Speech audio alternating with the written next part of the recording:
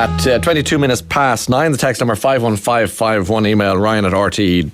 I want to introduce you now to my next guest. His name is Chris Donovan. Chris, you're very welcome to the programme. Nice to meet you. Thanks very much for having me here. You, when you were a child, did you dream of being in the Irish Defence Forces, or did it come to you later? When did the ambition arise? Well, I sort of knew I always wanted to be a soldier. I kind of had this real grow for the outdoors, and I joined the Cub Scouts in Ballymun when I was like 7 or so. That's a good start, isn't it? And kind of the ethos was kind of similar, you know, like outdoor stuff, and that kind of appealed to me. So I sort of knew that I was going to gravitate towards that sort of a career. And you did. You joined the army. At the first opportunity, yeah. How old were you? I was just gone 18. Great.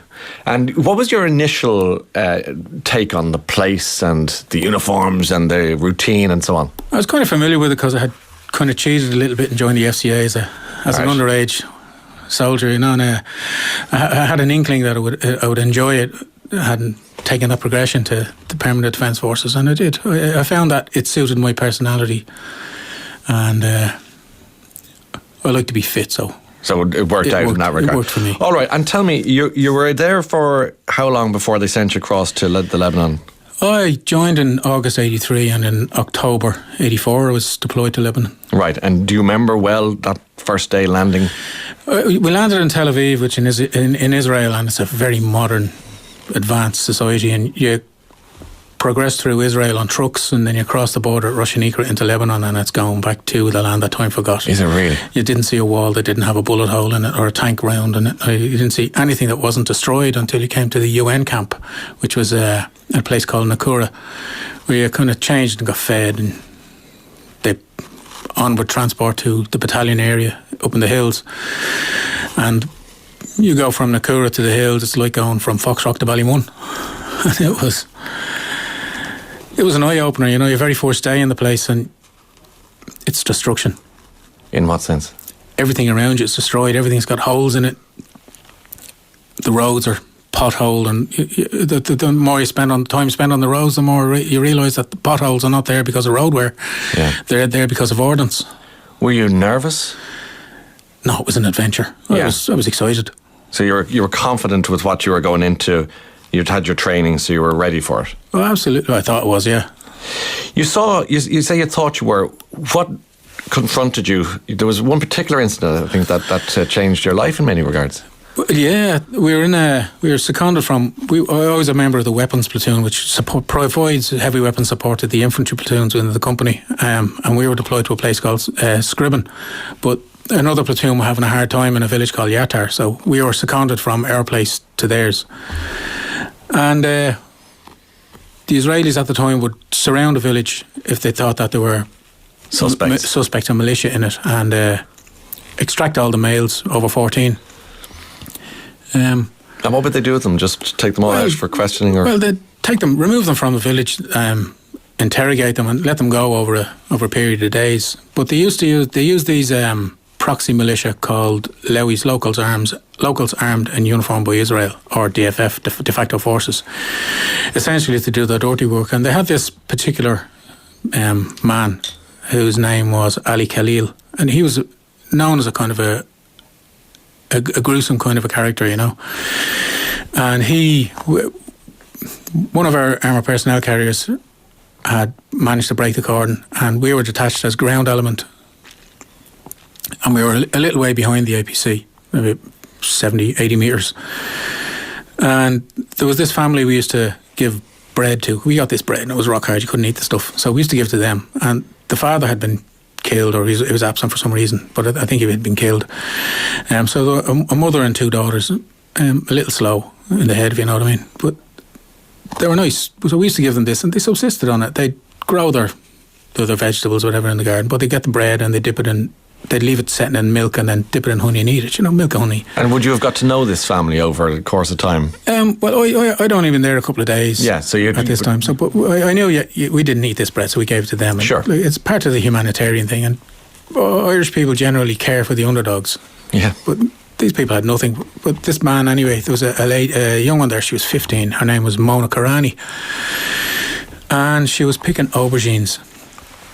And sorry, get a little it's upset with this. Because you were how old at this time? I think he was 19. 19. So you were kind of like a boy yourself. I was a pup. And this girl you're describing was how old? Yeah, she was 15. And she was picking aubergines. Yeah, but Khalil walked straight past the front of the APC and took a pistol out and he shot her in the head. And you're not that far away. And you can see the effects. Because you're a soldier, you know the effects of firearms on the human body. And her... he shot her in the back of the head and she dropped like a stone. And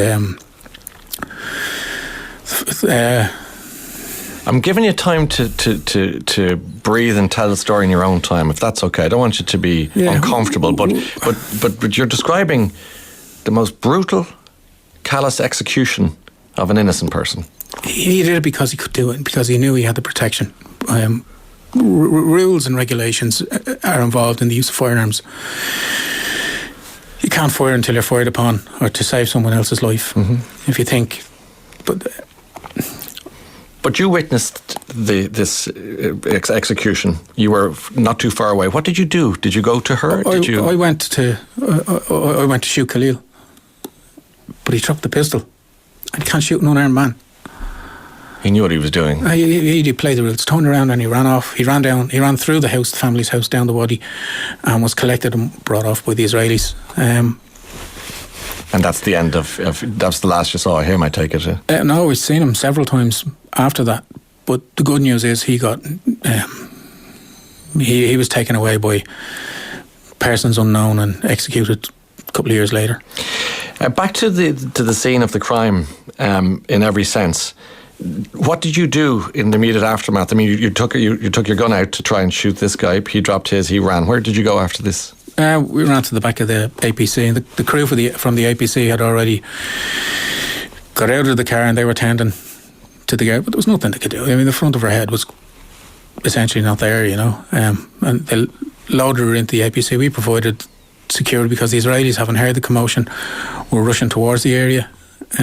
And we wanted to get the family out of there because you just don't know what's going to happen. So we got the family back into the house, the mother and the other daughter.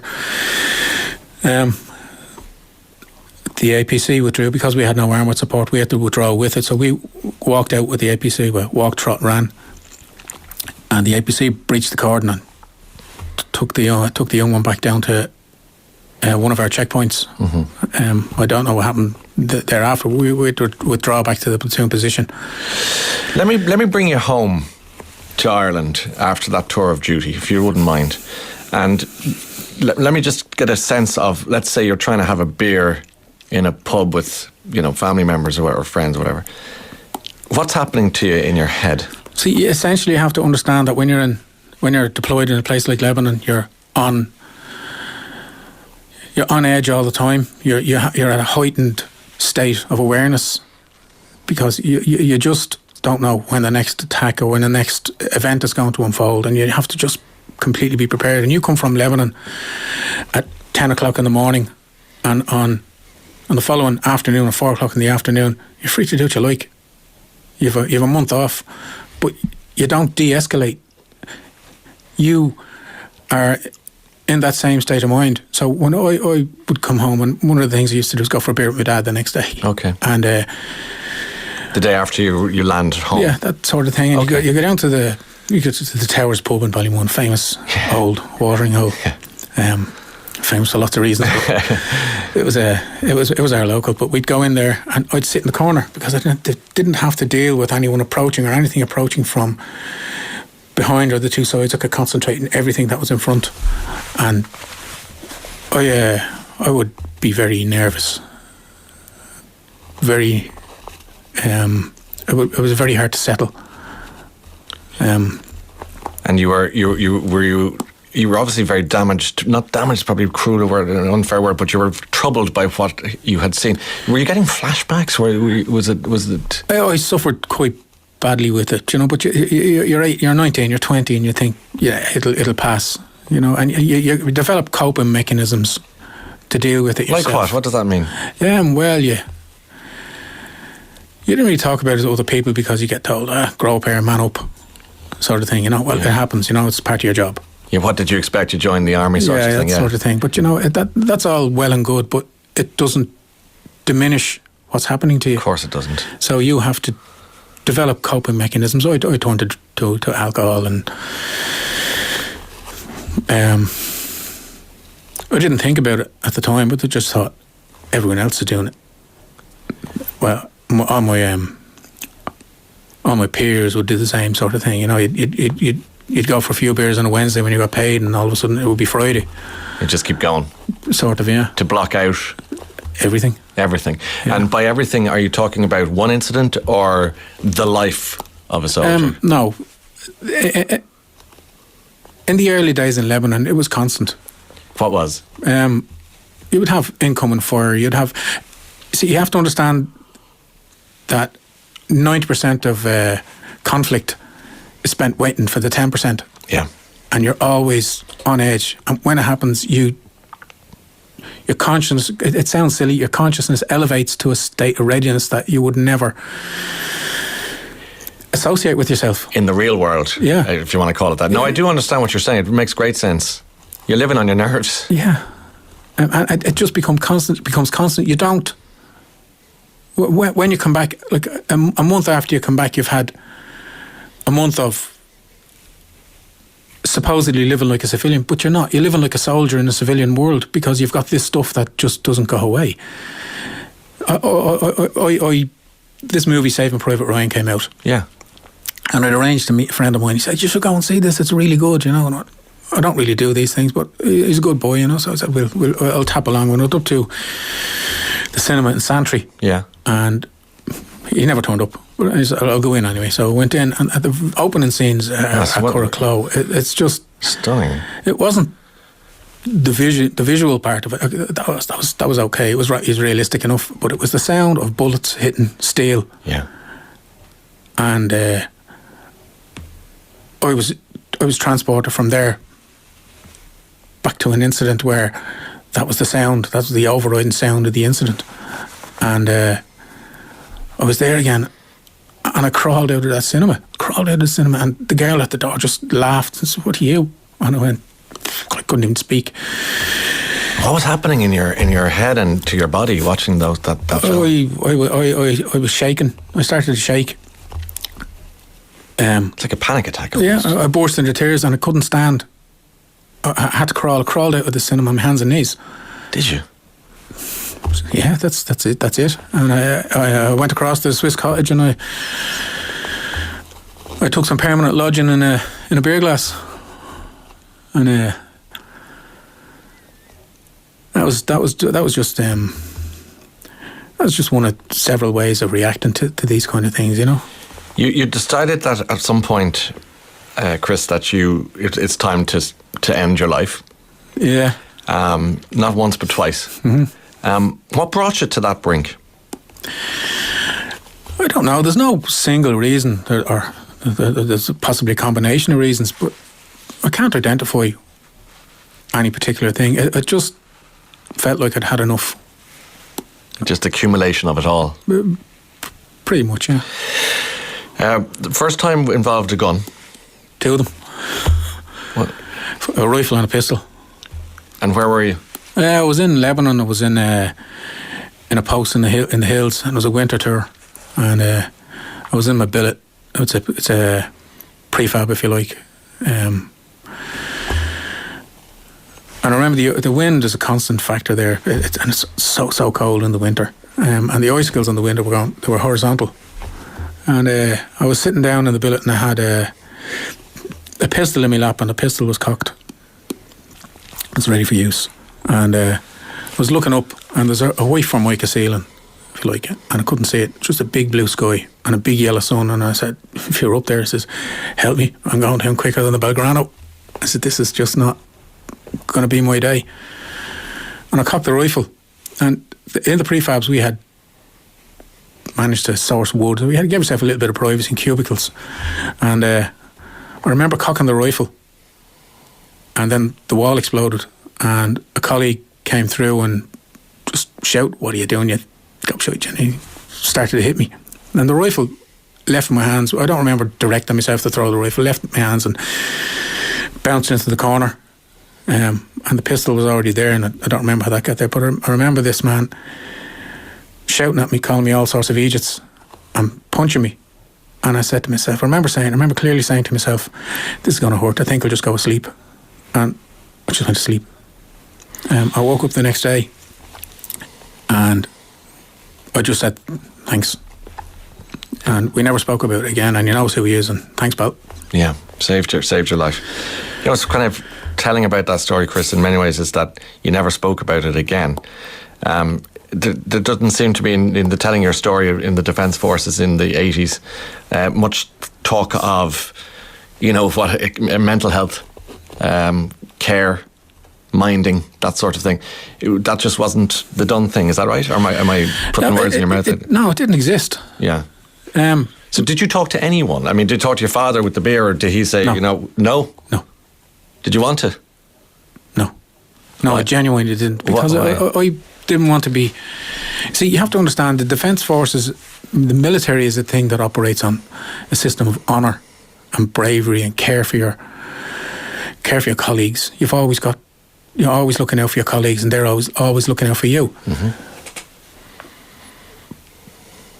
But at the time, to discuss something like this was just, it was seen as a weakness. Yeah.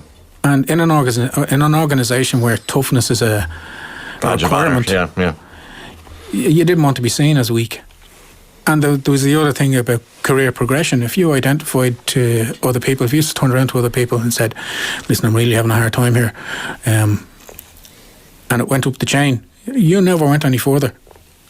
What year did you leave the Defence Forces? 2007. And why did you leave? No, I just couldn't do any more, because the uniform was burning me going on. I put the uniform on, and felt like it was burning where it touched. I just had this horrible feeling, and I couldn't justify it to myself anymore. So I left it. Had you at any point, do you still have the uniform? No. Yeah. I left, when I left the Defence Force, when you leave, you're required to hand in all your kit. I didn't know that. But people don't. People hold on to bits that mean something to them. Like, I held on to my beret, and my UN beret, my medals. I held on to a pair of boots. You can charge me CQ O'Neill if you wish. But that's all I kept. Where are your medals now? I don't know. Why don't you know? I think I kind of threw them away a bit. Well, look, I hid them. Okay, you earned those medals serving this country. Mm-hmm. You should be extremely proud of those medals. I think, as a person who hasn't walked a centimetre in your shoes. So where are they? They're in a box somewhere. Yeah.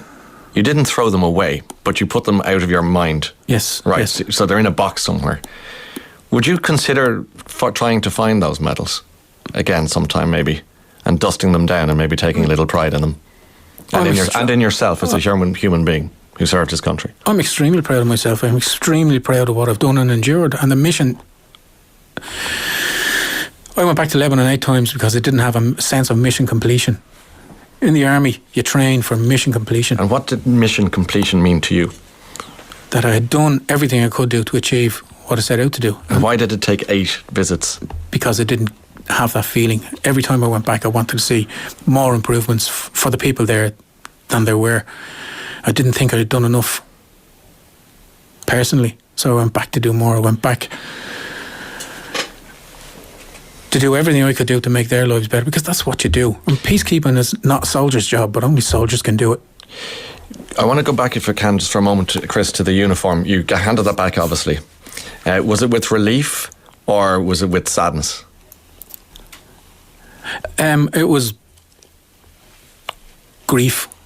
I handed it back with grief because I had an organisation that I had given my youth to, and I loved intensely. I loved my colleagues. I loved being a soldier. And I handed it back in. I meant I couldn't be a soldier. I physically and mentally couldn't be a soldier anymore. And it was like handing over a child. But I knew that if I was to stay there, I just wouldn't have. I wouldn't have survived it.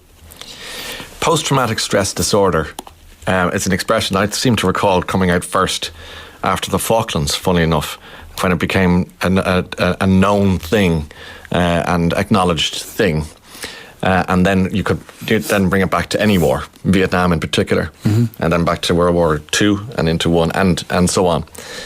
Do you suffer from this? Yes, I do. Okay. And when was that given a diagnosis or? I had gone to the army psychiatrist for treatment and, well, for advice. I didn't know about PTSD. I knew nothing about it. I didn't even know it existed. I just knew that I couldn't sleep, that I had nightmares and flashbacks, and that I was having a hard time. So I went to essentially get a bit of counselling, and let's just say it wasn't... it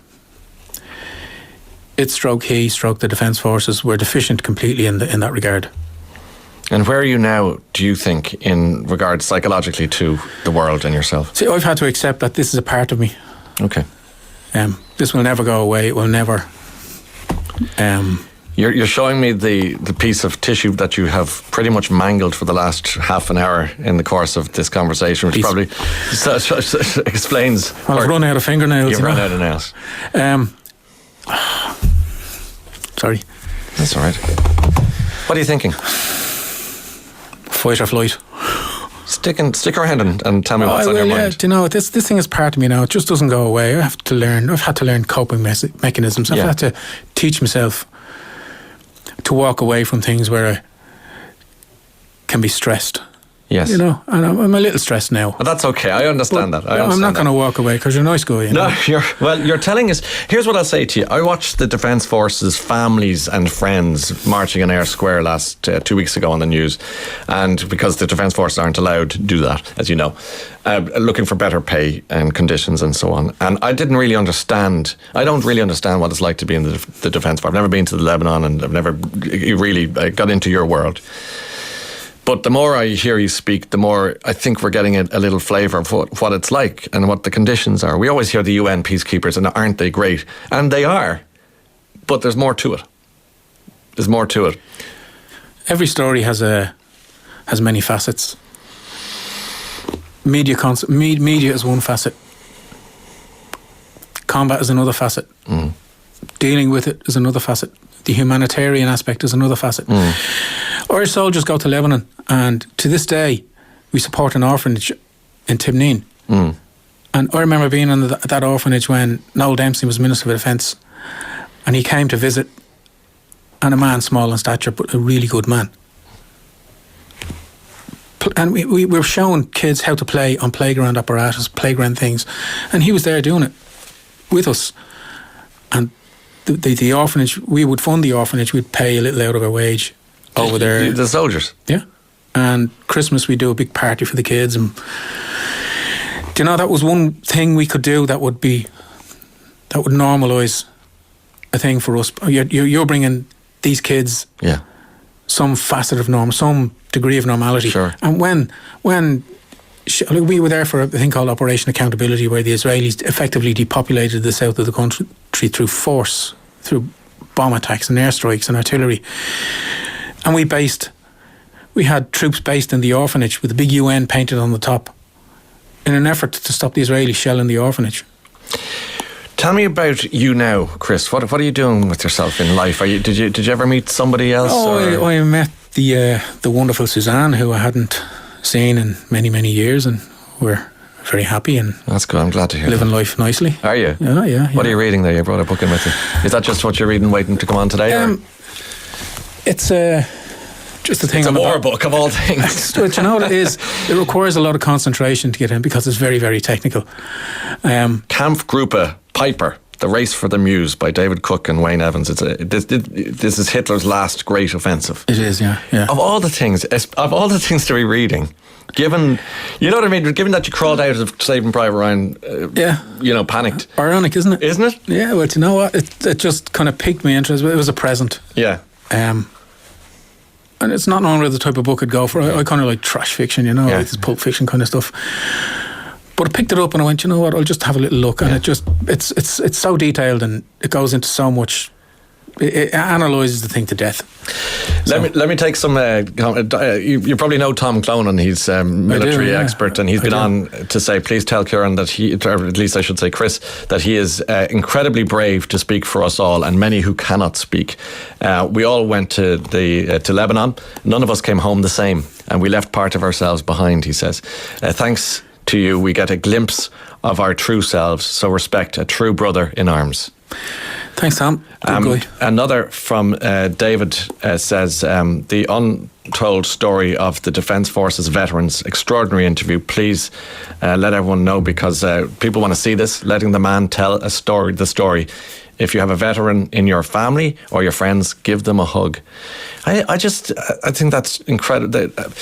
I read another one from Oliver. My heart goes out to your guest. He has a heart of gold and genuinely cared for the people of Lebanon. Some have higher sensitivity in their DNA, and the world is a much better place for having them with us. He is a natural humanitarian. There's great respect for you. Thank you. I hope you know that. From me, sitting here across from you, and from the listeners listening to your story, my heart is broken for the trauma suffered by Chris this morning. Peacekeeping is difficult and horrendous, as well as brave and noble.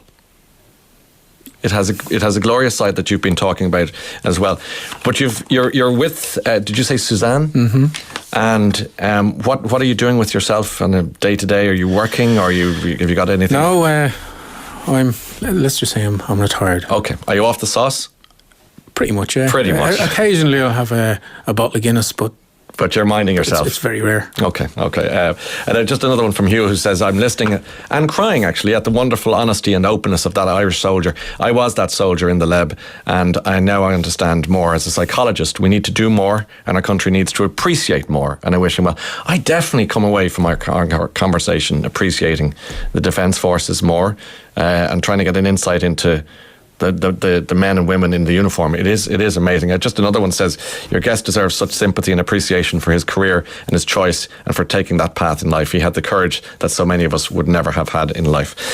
Now, Chris, I'm really pleased that you came to see us today. I'm going to go off and have a whinge. I bet you are. But you know what? You didn't fly. You fought. You fought in every sense in your life, and we appreciate you coming in to tell your story this morning. It's been a real pleasure. Thanks for your time. Mind yourself. Thanks for having me here. Chris Donovan, live in studio this Thursday morning. It's 10 to 10.